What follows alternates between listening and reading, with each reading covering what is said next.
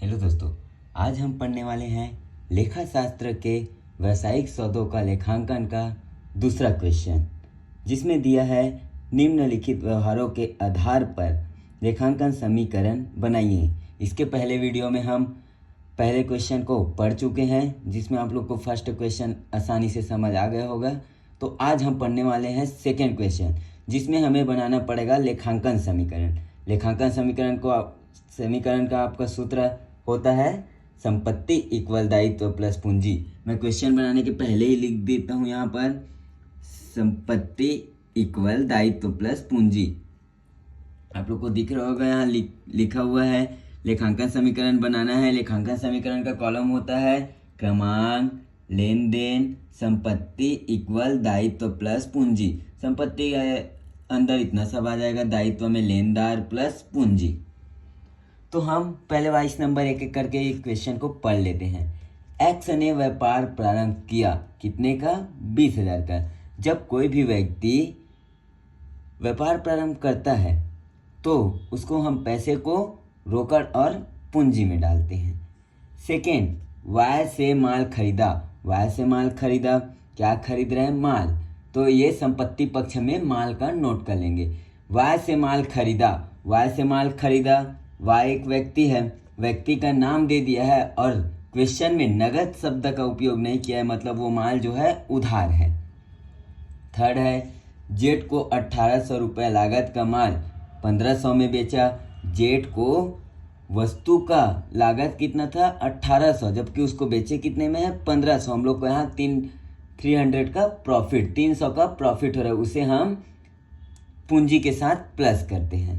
तो ये भी जेठ को 1800 लागत का माल बेचा, जेठ एक व्यक्ति है, उसका नाम लिख दिया है, तो ये भी क्या हुआ? उधार में हुआ। जहाँ नाम लिख दिया है, नगद शब्द नहीं है, तो ये हो जाएगा उधार। राम ने व्यवसाय से निकाले, आहरण कर रहे हैं, आहरण को हमेशा हम रोकड़ और पूंजी के साथ माइनस कर देते हैं। राम ने व्यवसाय से निकाल रहे हैं तो वो रोकड़ निकालेगा, कितने का निकाल रहा है? 2500 का।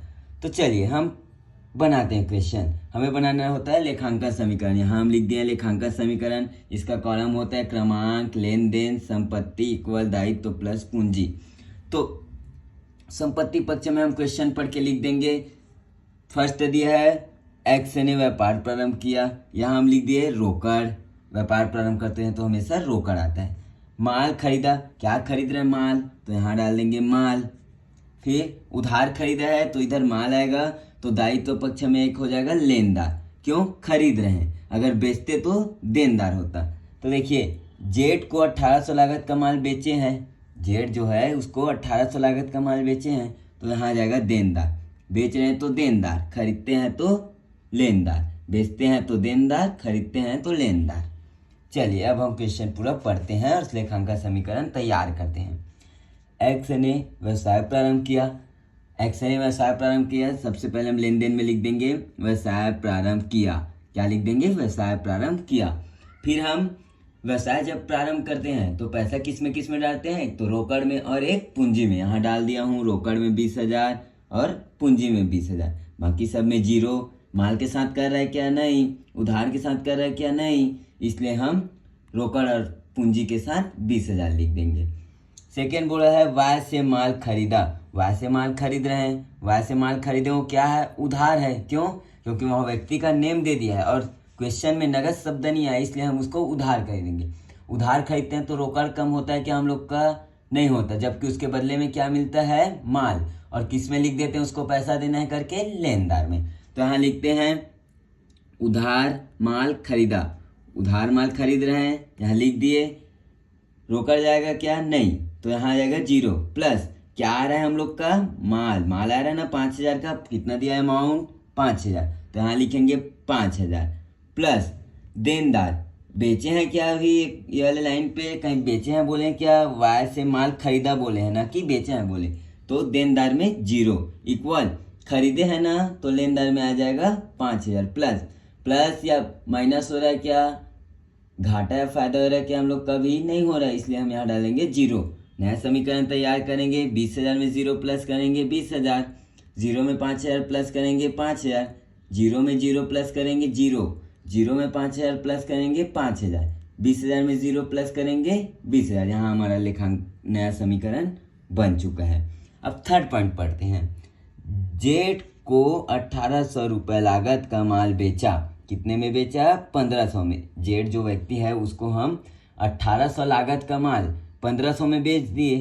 तो हमारा 1,800 कोई वस्तु था, उसको 1,500 में बेच रहे हैं, तो कितने का नुकसान होगा? 300 का। तो 300 को किससे माइनस करेंगे? पूंजी से। जो माइनस होता है उसको पूंजी से करना है, और अगर फायदा होता तो उसमें प्लस करते। तो लिख देते हैं यहाँ, माल उधार विक्रय किया। माल उधार बेचा या विक्रय किया। लागत कितना था? 1,800। तो हम देखते हैं, माल उधार विक्रय करें तो हम लोग को पैसा मिलेगा क्या? बेचे हैं तो, उधार बेचें तो पैसा नहीं मिलेगा, जबकि हम लोग का माल जाएगा। वो भी माल कितने का जा रहा है? कितना था उसका लागत? 1,800। यहाँ दिया है ना लागत 1,800 माल जा रहा है। 5,000 का माल तो उसमें 1,800 को माइनस करेंगे, जा रहा है तो, प्लस उससे हम लोग को कितना रुपये लेना है? कितने में बेचे हैं? 1,500 में बेचे हैं। तो यहाँ लिखेंगे उससे लेना है करके 1,500 इक्वल, यहाँ जीरो। उधार खरीदें कि बेचे हैं? बेचे हैं, तो देनदार में आएगा, यहाँ आ जाएगा जीरो, प्लस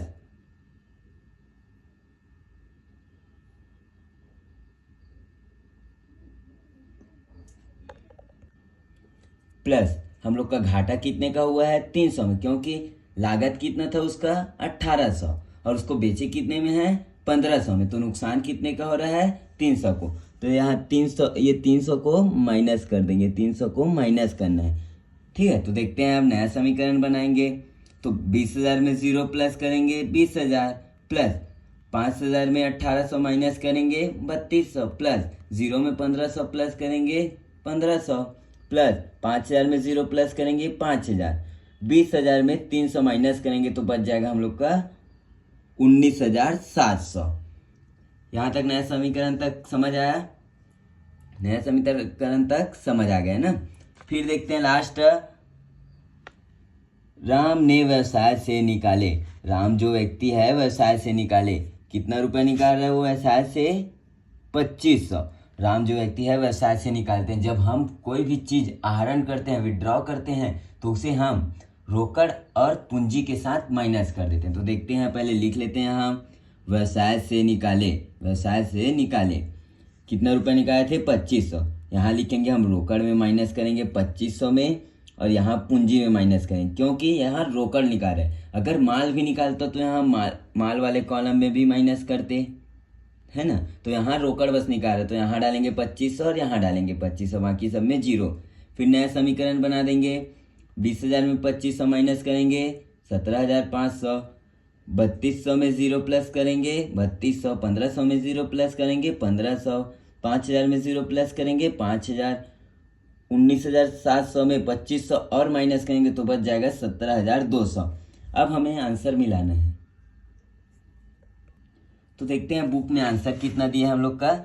22,200 संपत्ति पक्ष का, और दायित्व पक्ष में दिया है 5,000 इक्वल 17,200। तो हम लोग का आंसर वही आया 22,200, इधर 5,000 और 17,200, 22,200 22,200 दोनों तरफ का इक्वल दिख रहा है, तो हमारा आंसर सही है। अब चाहे तो स्क्रीनशॉट लेके इसको आप नोट कर सकते हैं। आगे क्वेश्चन के लिए सब्सक्राइब करें और लाइक करें। आप स्क्रीनशॉट लेके इसे नोट कर लीजिए।